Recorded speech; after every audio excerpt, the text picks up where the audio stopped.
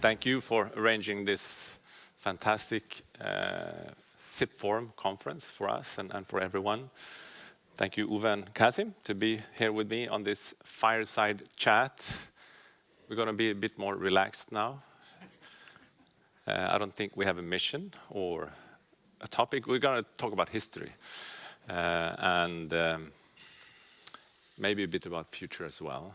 I'd like to kick off by giving a brief overview, an introduction to the topic we're going to discuss. And I'm going to let Uwe and Kasim do most of the talking. But since I am the moderator, I'm able to kick it off, and I'll do it in this way. Around 2011, 12, 13, the world of communication was ready to go beyond handsets and the traditional telecom companies. And obviously,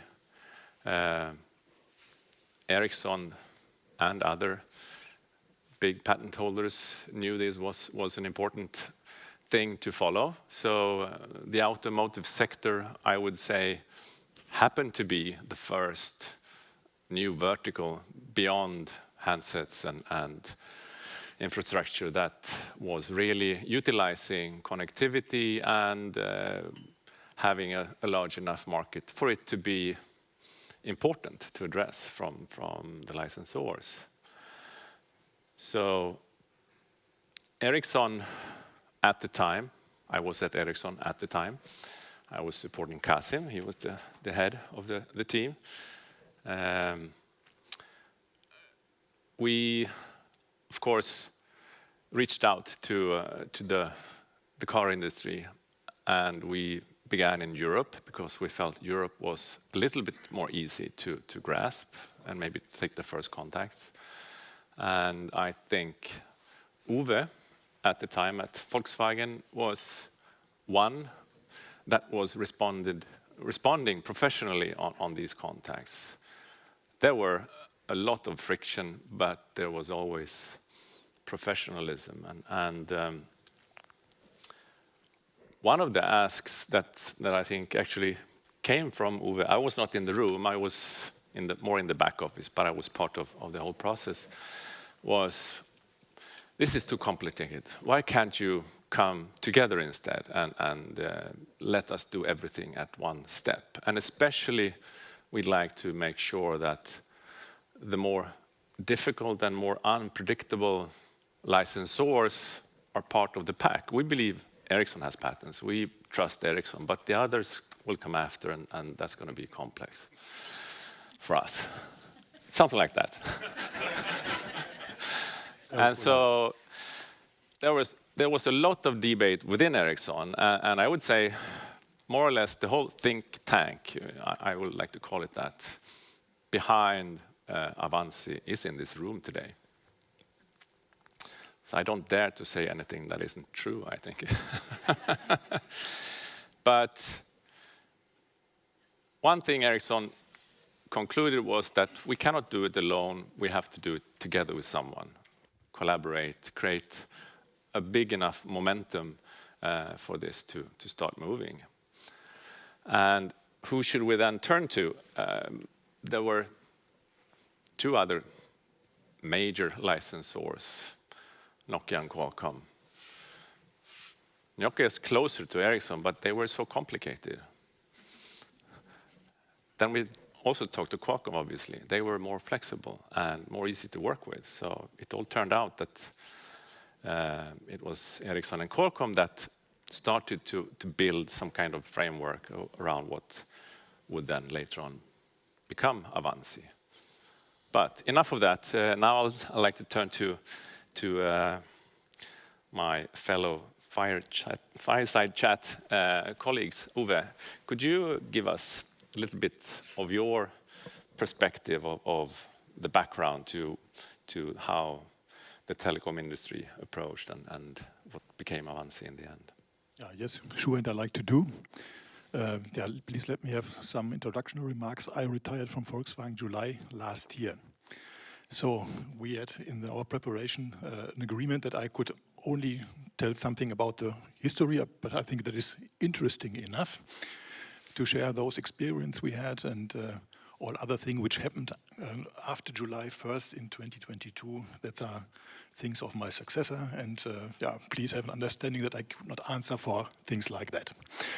But so let's start. I think you had. Still ask. You can ask you. You don't have to answer. Yes, you can ask, but please not be disappointed if you're not satisfied with the answer.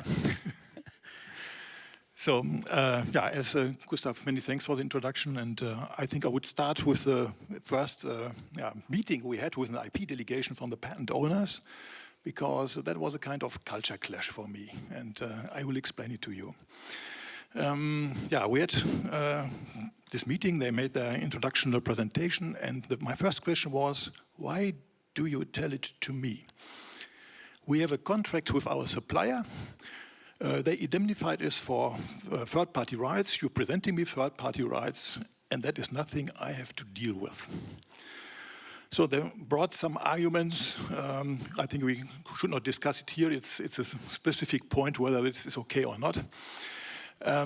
But that was a first point where I really do not understand the world. Then the next point was that they explained me, when we want to continue our negotiation, we need an NDA from you. And that was really strange for me. At that time, I had negotiation experience in the automotive industry for licensing for 25 years. And I never designed an NDA. So in the automotive industry, we had a handshake quality if we had discussions. And the reason was that the car business is very transparent. You see all the car numbers in public statistics. And if you want to discover a patent violation, a patent infringement, then you buy a car and analyze it. So no room for lies, no room for tricks. So that was the environment where we did our negotiation. So it was astonishing for me, and I was personally impacted that they want to have an NDA from me. Do they not trust me? So I have to change my attitude, and also to learn that it was something which was was common use in the other world. So, and the third thing that was very strange for me, at the end they presented me a timetable, and they said, look, this is our meeting today. Here we'll sign the NDA, and you have the last discussion, and then you will sign on that date. And I said, interesting to hear, but I don't believe that. So that was my very first thing, a real culture clash for me, different people from different planets. But after that, it was clear for me, I have to deal with it. I have to deal with it. And those visits were followed by other companies, I think 3 or 4 others visited also my office. And after that, I said, that cannot be the truth. I had always the same story. We are the best. We have the most contribution to standardization. We have a very valuable patent. And I can tell you, they are all told the same story as if they had all the same training program. So that was boring for me, and I think that would not lead to a solution. And if you make a calculation and put all the demands on a stack together, then you have a price for the whole stack which is astronomical. So I think that could not really work.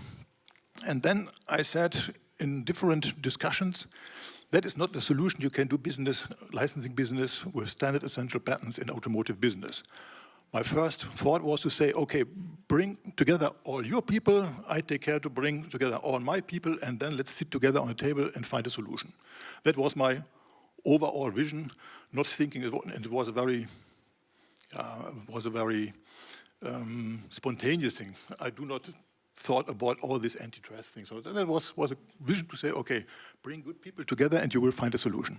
May I pause you there? And so, may I pause you there, and then you'll come back. But now I'd like to turn to the last sentence to that is that one person picked up this idea, okay. and now we can make a transition. Good. So that's a good segue to Kasim then. Over to you, and give us your perspective of how this all came about, the thought process and everything. Well, thank you very much, Gustav, for being willing to moderate this, and Uwe for coming from Germany to join this. I know you told me this morning this is going to be your the last time you ever going to talk about IP, which is so. Let's listen very carefully. I think, if we go back in time, obviously, as Gustav said, we saw this happening. We saw that, Internet of Things is going to go, and we were talking already a long time ago about, 50 billion connected devices. So if you look at that and you look at what will happen to really licensing, it doesn't work. It doesn't work to do that, one-on-one. It doesn't work because you have a lot of innovators on one side, and you have a lot of companies using those innovation, creating a new innovation on top of that.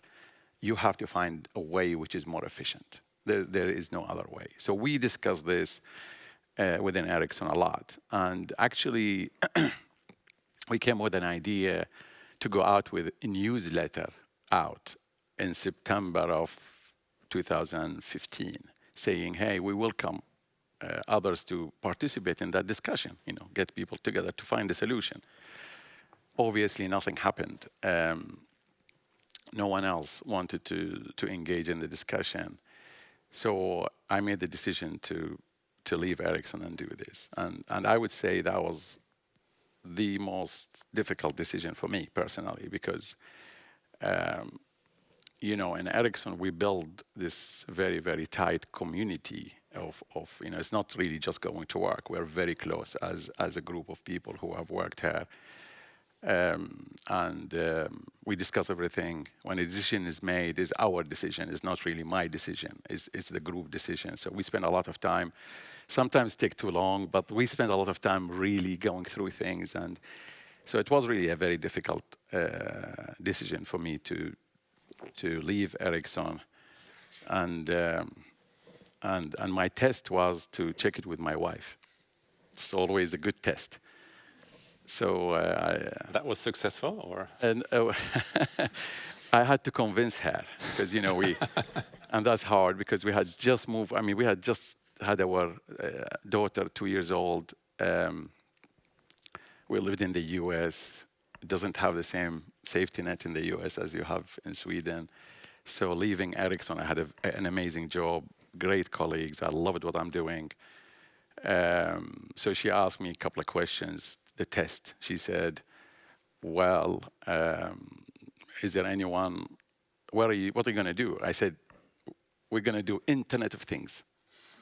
She goes, what's that? I'm like, okay, try to explain. And I said, well, cars is going to be connected, so we're going to license cars. So she said, well, you have relationships with all the mobile phone companies. Do you know anyone in the car space? And I said, no.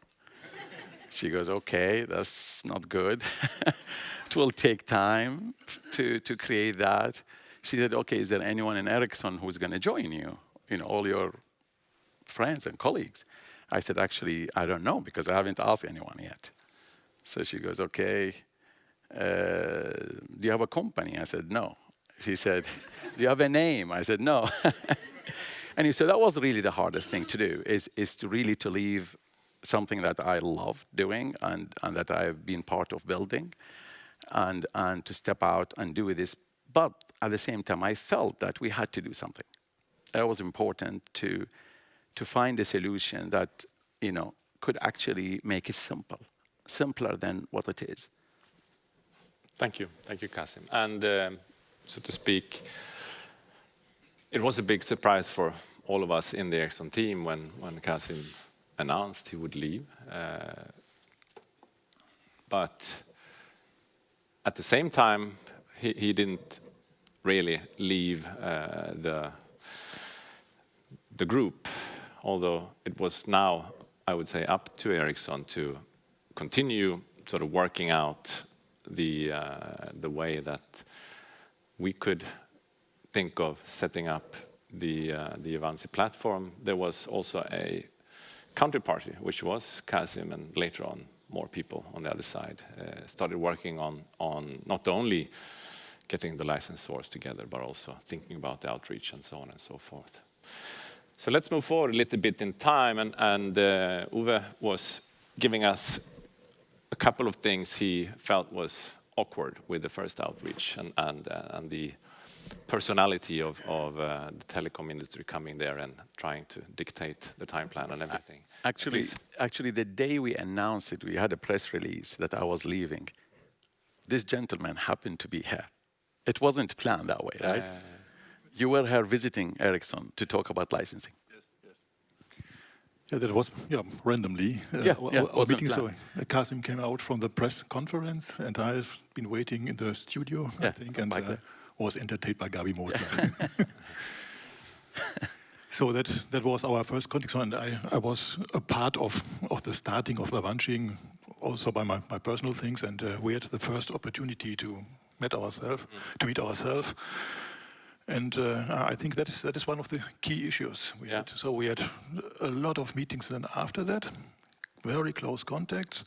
And I think, Kasim, what we also should mention here, we had a very good support of our teams. So I really appreciate the support of Luke McElroy and also of Matthias Schneider from Audi, because I think we both had the visions in the cloud, but they were able to put it really down to earth so that you have a contract you can work with. So, and I think that is also a very important issue that we had different or a lot of personal meetings, not clear what comes out, because I think we have to learn each other a lot of things. And what I appreciate with Kasim is he was ready to hear. And that was an experience I also made with other companies. They presented us our program, and they have to say, you have to take it or leave it. But Kasim, I think, discovered what problems automotive industry have. So if you're looking to the supplier landscape, that is so different. If you're talking about connectivity, you have the so-called telematic unit, and in this telematic unit, there's a so-called network access device. There are suppliers who can supply both components, others only one of them, and each of them have different patent portfolios or different patent skills. So, and if you're looking to a Volkswagen group where the different brands have different suppliers with different patent portfolio and all those things, and you have to find a solution, I think we spent a lot of time to make it workable. May I hook on to that? And I think that's also a topic we want to dig into a little bit. But the first licensee of Avanci was BMW, and if I don't remember incorrectly, they had one module. It was faster than Volkswagen. Yeah, but they also had one supplier of the telematics unit, right? So they had a less complex value chain. One supplier and then BMW, whereas Volkswagen, as you said, had multiple. And obviously, the supply chain challenge was really causing friction and causing delay in the whole program. And I remember when we prepared for this session, Kasim, you said they didn't really step up to take on the issue. And could you elaborate a bit on your experiences from dealing with the various players in the value chain? I mean, it's look, Uwe and I think we talked at least once a week. Right, that was each Friday evening. Each Friday, yeah. Before he had to go, on his weekend, we had our conversation. So we talked a lot, and we really discussed everything. The problem is, what we had to really explain the whole model to each other is that we come from a different industry. The way they work in the automotive industry is very different to the way we do this. So I think that's really the hardest thing, and we tried to find different solutions. You tried internally to explain this, and you found your challenges internally. So and we were willing to have a solution. If there was a solution with a supplier, we were willing to present that to the companies who own the patents, including Ericsson and Qualcomm and all of them. But really, we couldn't find a solution. That's the problem. Do you agree with that? Yes, that was the point. So what I think is, I'm still convinced that on a long run, the supplier should really take responsibility for that. And I often told Kasim Uwe's dream, that I said, we have this licensor group and licensee group, and they have an arrangement for a fair price, and let's move on that. That was my dream solution, but I'm not a dreamer. I'm a manager with a pragmatic approach, and my approach was it's better to have a second best solution than having no solution. So, what I said, at least to reach this, from my point of view, second best solution, and I heard from you that you also had made a lot of compromises to others. And let's see how it will develop. I cannot contribute to that. It's more money is part of it, right? The amount of the royalty and how that, if it's the supplier, they need to have the funds and so on and so forth. And my understanding is that this became an issue in those discussions. Well, I mean, part of it is that if you're selling a car, you're responsible to sell that car, and if there is any issue, you are the one ultimate responsible to do that. You know, a supplier supplies you with a part of that car, and I think it's a big mind shift, you know, which I think happened during our discussions. Right now with 5G, we hardly hear the supplier issue, because I think now it has taken a lot of time and a lot of, I would say, discussions and you know, the conclusion is that it's much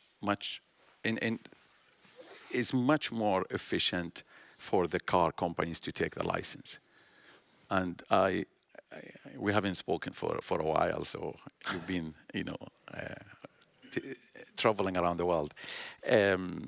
No, but I think it's just harder for the supplier to make sure that they have the right licenses they need, their customer need. So the conclusion now in the industry that really the car companies take the license. That's what we are hearing. Thank you.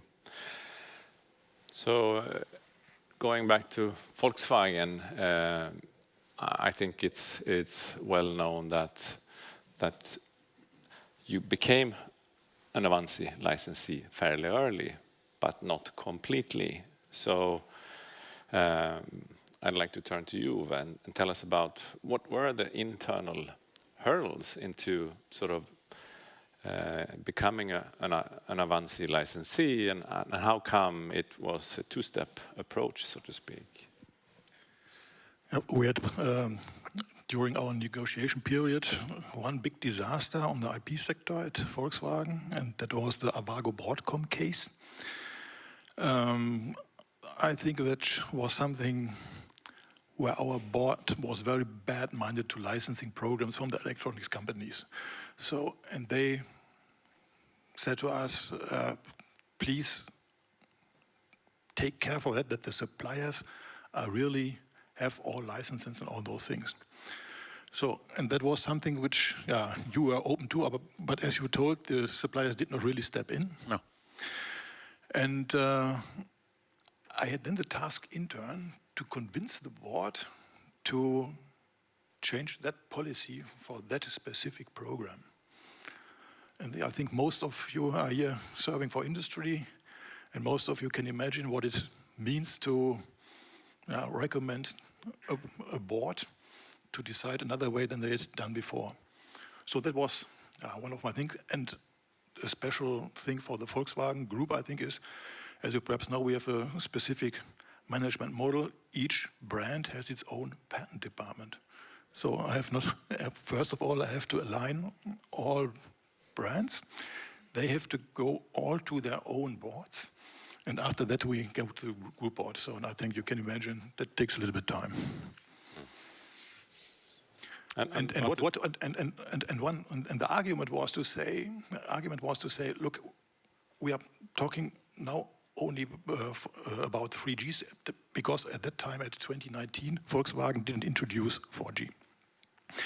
And it was, I think, a very small number of cars, so it was not worth to fight a battle about that.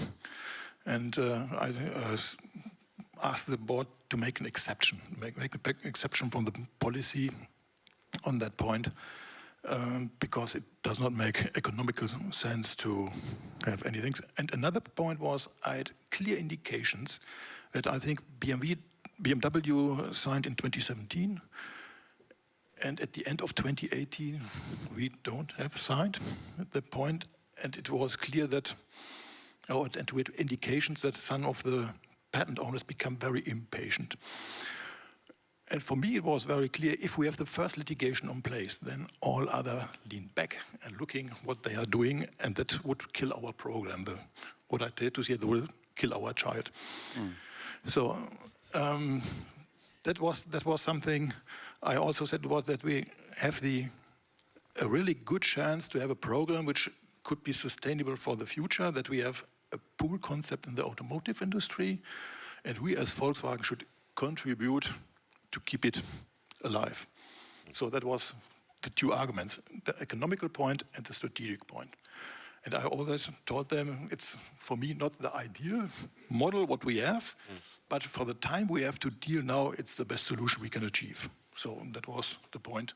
So first you managed to get the right to do an exception, and then you had to change the policy or get the approval of a I think we do not really have changed the policy in the company. We have accepted the solution of Avanci. So hard work then to get the other one through as well. Yes. And it was all eyes in the group looks to me, and that is also a challenge, or had been a challenge for me, and that is the reason why I said maybe it's better to have a licensing negotiation group. My whole community in the automotive industry, they are all looking to me. So, and if you think, it was really a big load on my shoulder when the first number came out. So how will they react? Because I was not able, for antitrust matters, to discuss it with them before. So that is... So I'm happy that we have all done it, but that was really personal a hard time for me. Yeah. So, well done. Yeah. Okay, thank you. Great job. So, can I take it? Yeah, please. Yeah. So, the Avanci solution is a compromise. I mean, we have to understand this, and that's really, really important. It's a compromise, for companies like Ericsson, Qualcomm, Nokia, all the companies. They own the IP. They have the right to license the IP on their terms and conditions they want. So for them to accept a solution like Avanci is really a compromise. And to accept a price, which you and I discussed quite a lot, the $15, right? We spent a lot of time discussing it. I know it was hard for you to discuss with others, but you and I spent a lot of time discussing it. But to accept $15, and now it's 20, for 4G, is a compromise, which also means that every time a new licensor joins, they get diluted. That's a huge compromise. If you think about it, like, why would I get diluted for somebody else to join? So the idea, the brain power behind this whole thing, which I see some people have, it's that it's predictable for people, for you in the car in the OEM. It becomes predictable. You sign on $15, it's not going to go up. You know the predictability. And then it went up. Well, it went... Well, let me address that too. Gustav, you always ask this. So no, it went up, of course, but it didn't go up for the people who signed. The people who had signed is the same price. But Uwe and I, when we discussed, we actually had discussed 15. If we are on a number around 70%, and if we come to 85, something like that, we will be 20 would be fine. And I think we are more than 90%. And the latest who joined us, which is still not public, Intel joined Friday, both 4G and 5G, which we welcome. It's funny because we talked to them at the same time. Let me just interject briefly. I think that the discussion you had on both price and the fact that it may go up if the number of licensors are increasing a lot, that's a very important discussion, and I think it proves how important your dialogue has been, probably to make things work. But I think it's a very difficult discussion. And if you're looking to the licensing landscape at that point, you had pool solutions on the patent license source side, but no pool on the licensee side. So to create a pool, then you had something like a blueprint and have to, and you know how to deal with that. So creating a pool means that competitors on the same level are talking about prices, and that is a cartel issue. That is really a cartel issue. So you have to do something around this to have an allowance or acceptance doing this price discussions with your competitors. You need a framework for that. Yeah. There was not existing a framework for that, and I think it still doesn't exist for licensees at the moment. So, and that was the thing I want to explain here. From my side, I was not able, and I really didn't do it. I did not reach out to Daimler, and I did not reach out to BMW. No. You made the decision for the whole industry. Yes, that's the point, and that's a big responsibility, and I'm happy to be alive today. Thank you. So now I'd like to. Can I go back? Yeah. Sorry, just give me one. Yeah. So very quickly on the point, Avanci is not a pool. Avanci, we're coming back to that. I have to come back. We're coming back to that. Okay.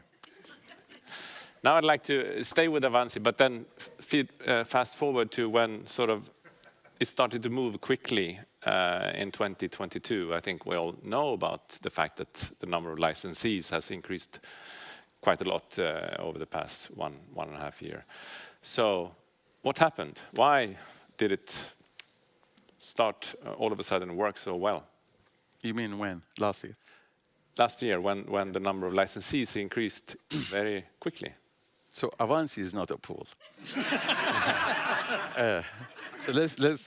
So I still remember when I presented this again. It was really hard for me to say that I'm leaving Ericsson. When I presented the whole idea of leaving, someone in the group said, "Oh, is that a pool?" Feels like you're not accepting me as a moderator here now. No, but let me let me finish this point, because I think it's a very important point.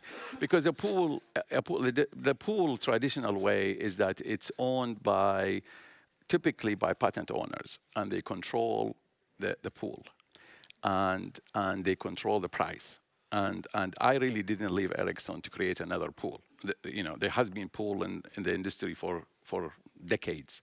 And that was never my mission or my vision or my idea of leaving such an amazing place to create another pool. That was never been my thinking. What I wanted to create, or what we wanted to create, is a platform. What does a platform mean? We are an intermediary. We are a company in the middle trying to resolve something which is complex. And you're right. In 4G, we could only talk to you because you are the only one who is willing to talk to us. Nobody else wanted to talk to us. But in 5G, we've discussed the price of 5G with, I would say, a dozen of companies. OEMs. Good. We'll come back to that as well. Okay. 5G. But now back to sort of. But clearly it's not a pool. Okay. You understand. We'll come back to that. Okay. In 2022, sort of, there was a big movement. Tell us sort of what you did in order to make that happen. Or was it things happening around, or was it Avanci orchestrating the whole thing? No, I mean, I think my wife is always right. It took a long Your time. wife is here. Weston is in the room. I mean, it took a long time. It took a very long time. Yeah. And I think part of it is really explaining the model. Part of it is telling people we are not a pool. Explaining that what we are doing is actually listening to both sides, trying to find a solution that actually can work. And that's really the task we have. I mean, if you look at the changes we made to the agreement, he knows how many changes we made to your agreement. Endless. Endless. What does that mean? A pool is, they put their agreement on the website, you take it or leave it. We really want a solution that works. So I think it took a long time, and finally, a lot of companies decided to join. GM decided to join, which is great. Thank you, Anne. So I mean, a lot of companies, once they understood what we were trying to do, and I think they figured out this is a much better solution. I mean, in 4G, we have, I think, 58 licensors now. When we started this, you never thought that we'll have 58 licensors. We have 80 brands licensed. So I think the model became the model for licensing cars. So what about the remaining market? What about China? Is that going to happen as well? Absolutely. I think, we've been very busy working with everybody, but I think, the China market will license. Everybody will take a license. Every single car that is connected will take a license, because that's the way it should be. It's a fair play. Everybody's paying the same. It's transparent. The nice thing is everybody knows that no one is paying more. Everybody's paying the same. We're being fair to everyone.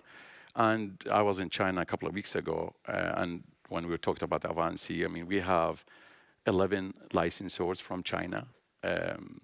Obviously, I mean, they create technology, and their inventors expect reward on their invention. So just like that, inventors in Sweden or Germany or US expect reward on the cars that are Chinese. So I told everyone that I'm going to be in China once a month until we get everything signed.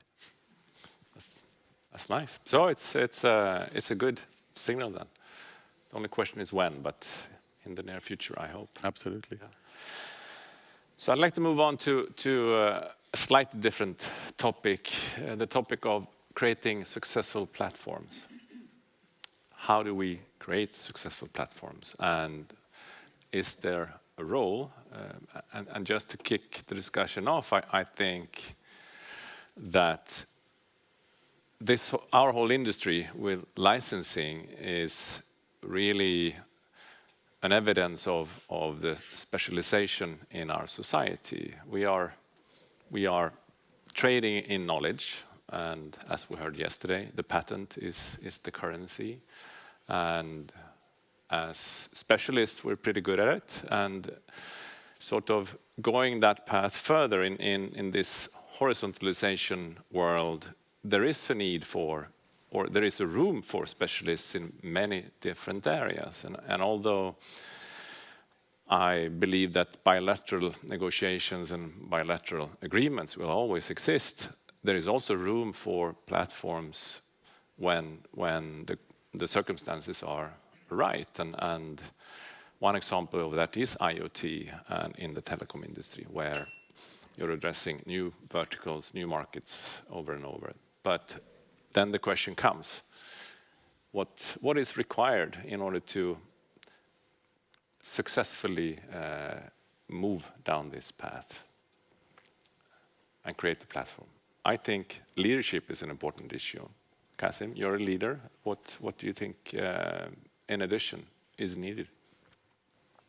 I think it has to be.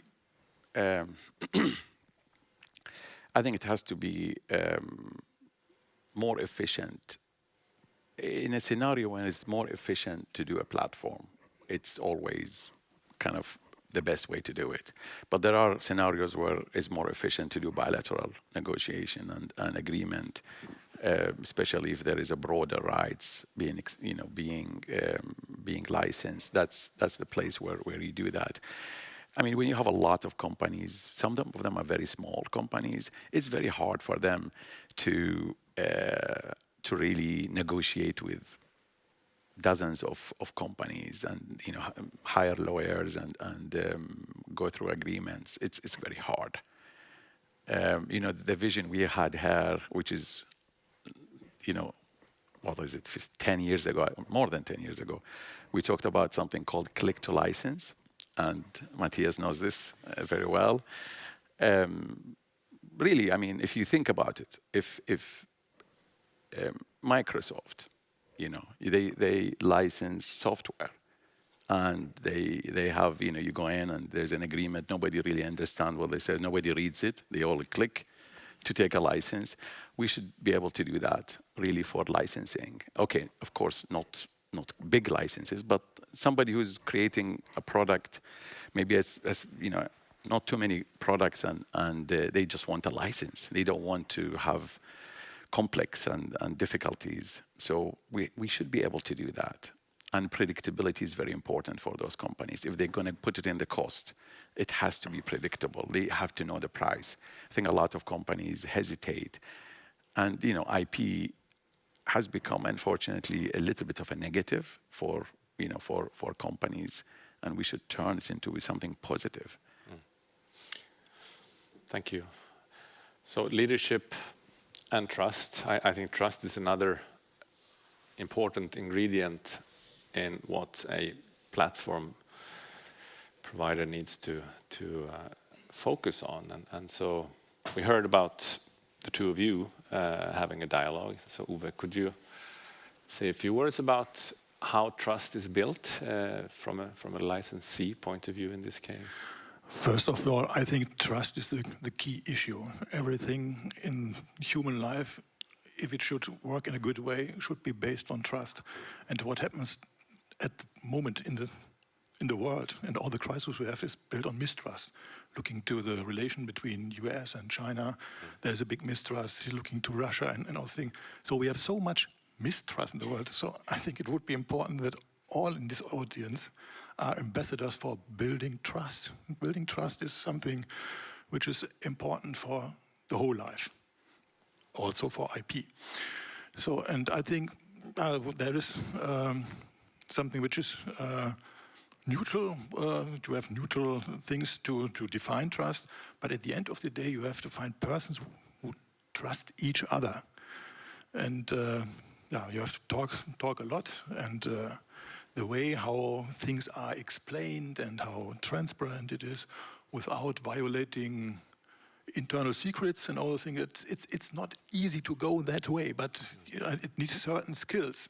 No? Not to violate interests of third persons, but to achieve or to get a picture how could be a path done through the forest to find the solution. And then that's what Kasim also said, is you have to spend time with each other. Was it your idea or was it Kasim's idea to have a call every Friday afternoon? I think what we both have the same, we are both curious. So we don't force us together, but you have to know. And then, so I think we had been curious about our different worlds. And it was interesting for us to share those sides from different planets. So, and maybe I was open for wireless discussion because I had been a radio amateur in my school time. So I had been familiar with wireless things. Maybe that made it a bit easier to discuss with you. Yeah. No, I mean, likewise, I think we talked and we were very honest. Sometimes you told me things that I really didn't want to hear. About things happening, you were telling me a lot of things about suppliers, about the board, about a lot of things, and I'm sure I've told you things that you were not happy to hear. But I think at the end of the day, you build the trust, and that takes time, takes a lot of time, and I think we've always been communicating and telling each other exactly where things are, and I think we ended up making it happen. And part of the reason why everybody signed up, because he was going to retire. So he wanted to sign before he got retired. He retired. I want to finalize 4G before I left the company. Well done. So a few words before we open up for questions. I'd like you to just tell us a few words about how it was to set up 5G after 4G? Was it just like easy cake? You call and everybody just agree, and then you launch it and you have a signature. It's funny because my kids, when I drive my car, I drive a BMW. Sorry about that. so the more cars that being licensed, I would say, licensed product. So they started to know now, they know which one's licensed and which one's not, and now there are more. So I'm very, very happy with that. And then I start talking to them about 5G. And they're like, what do you mean 5G? I'm like, well, now we have 5G. And they said, well, don't they all just convert into 5G? I had to explain to them that's not what's going to happen. It was tough. We've been working on it for more than 2 years. It wasn't as easy. I actually thought, when I left Ericsson, it was going to be much easier to do this. Otherwise, I wouldn't have left. I actually thought that maybe I was wrong, and I was wrong. Like, I thought that if we can create something that is a solution, is a one-stop solution, then really everybody will sign, there will be no litigation. That was my thought. It's logical. It's logical, but it didn't happen the way I exactly wanted. But anyway, in 5G, it was really hard. But the good thing about 5G, and hopefully you will see the news, we engaged a lot of car companies in the discussion. And they gave us feedback. And really, we engaged a lot of licensors in the discussion early on. And they gave us, obviously, they never hesitate to give us feedback, both sides. Yeah. So I think that's really part of the change we made in 4G compared to 5G, that we had more people engaged. And Avanci 5G, is that a pool or is it a platform? Yeah. It's platform 2.0. No, but it's definitely. I mean, there's a lot of real discussion and real comments, and finally, when we have a solution, I feel that is more accepted today than when we created the first 4G solution. Obviously, I'm very vested in this venture as well, and I'm really, really happy to see the success that you've created with your team, and hoping that 5G will also be successful. But I think it's everybody. I think that it's everybody, of course. Yeah, I think the Ericsson, the Qualcomm team, the Nokia team everybody's been interdigital. I mean, everybody been involved. And the Volkswagen team, Mercedes, BMW, Toyota. We have involved everyone this time because we could. It was easier because they are our licensees, so it was easier to go back and talk to them. And it gave us much more better discussion and more. So now you know people in the car industry. We build relationship and we build trust, and there's many more people who actually like us, which is nice. So I'd like to open up for questions. We have like 5 minutes, and we'll have a couple of questions. Keith.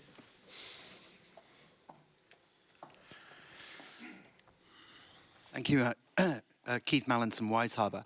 So congratulations. It appears to be something very successful you've created with numerous licensors, numerous licensees, and agreement on price and everything. Sounds great. However, okay. So there's this initiative in Europe to intervene to a new framework for SEPs and FRAND licensing. And it's ostensibly about increasing transparency and predictability, but also there's this undercurrent that it's actually trying to bring down prices. Now, apparently behind it, or seemingly behind this, are some of the big tech companies that are lobbying to bring about these changes, but also supposedly the auto manufacturers, notably the Germans.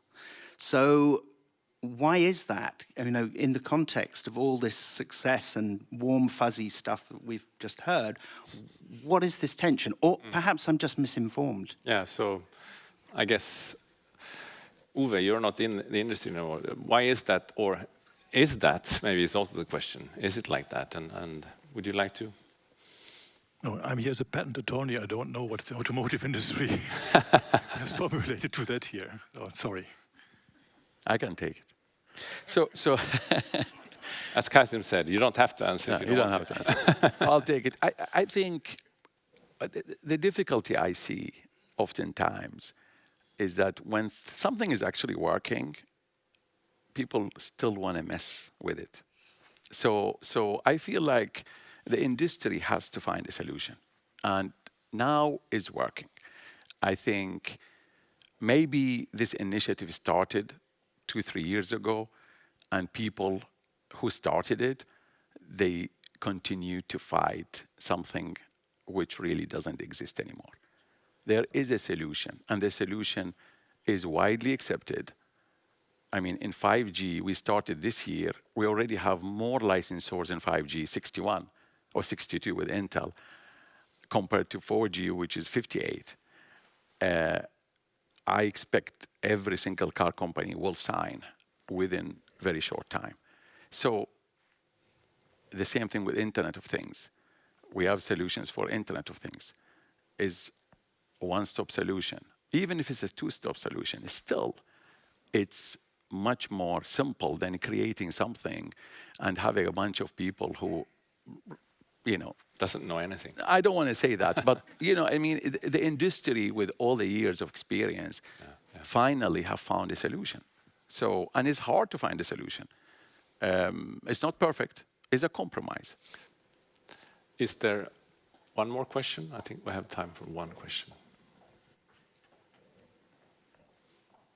Yes.